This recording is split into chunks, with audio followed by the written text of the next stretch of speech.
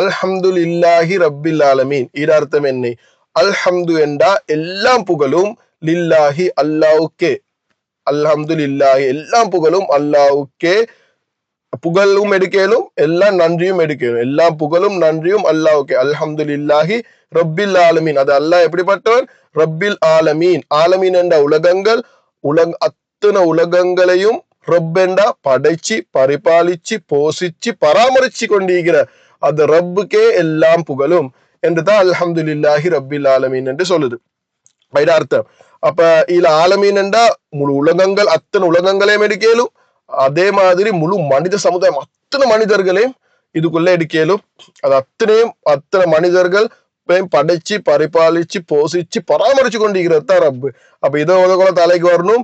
என்னைக்கு ரிஸ்க் தாரது, என்னைய பார்த்துக்கொள்றது என் ரப்புக்கு ஒன்றுமே இல்லை. ஒவ்வொரு செகண்டும் என் ரப்பு என்னைய பார்த்து கொண்டு தான் இருக்கிறான். எனக்கு நல்லது செஞ்சு, எனக்கு நடக்கிற அத்தனையுமே நல்லதுக்கு தான் என் ரப்பு செய்யறான், இறக்கிறதுக்கு தான் செய்யறான் என்று கூட அல்ஹம்து என்று கூட அதுதான் எங்களோட பாசிட்டிவ் ஆட்டிடியூட் வந்துடணும். சூரா ஃபாத்தியா ஸ்டார்ட் ஆகுறதே பாசிட்டிவ் ஆட்டிடியூட்ல தான்.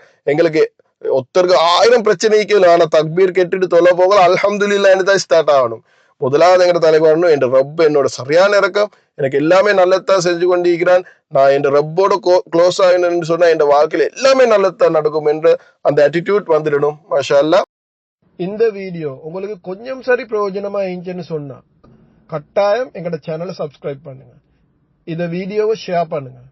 அல்லாஹ் சுப்ஹானஹு வ தஆலா எங்கள் எல்லாருக்கும் இத குர்ஆனை விளங்கி அதன்படி அமல் செஞ்சு முழு உலகத்துக்கும் அதை பற்றி எட்டி வைக்கக்கூடிய பாக்கியத்தை தரணும். சுப்ஹானல்லாஹி வ பிஹம்திஹி சுப்ஹானக்கல்லாஹி வ பிஹம்திக அஷ்ஹது அல்லா இலாஹா இல்லா அன்த அஸ்தக்ஃபிருக வ அத்தூபு இலைக்.